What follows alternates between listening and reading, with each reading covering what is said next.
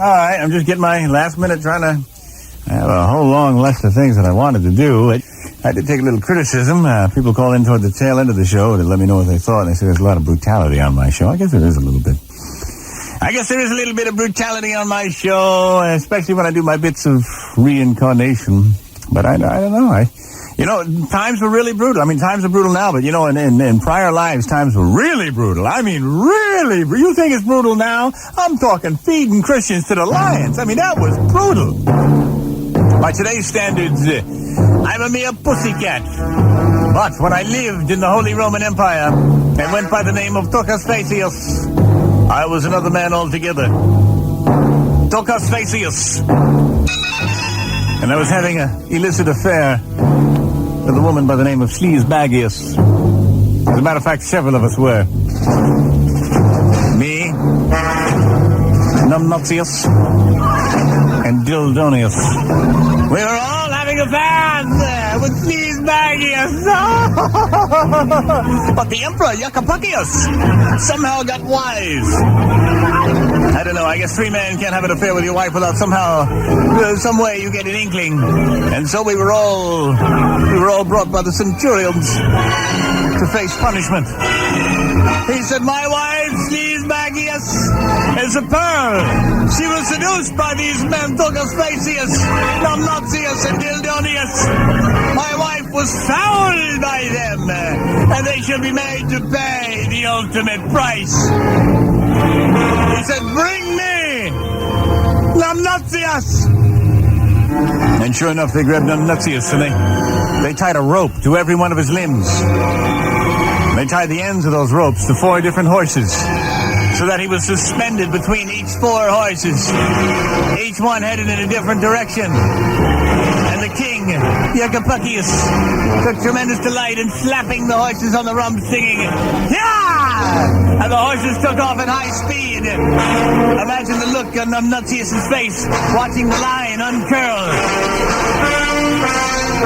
As the horses picked up more and more speed, until finally a bone-curdling scream filled the air. As all 4 sockets popped out. And when a man is drawn and quartered, he lays there in the sand for a while, the shock almost anesthetizing him as he looks at his parts galloping in different directions. Just left alone with his torso and his memories. Finally, his eyes flooded, and Numbnutius was gone.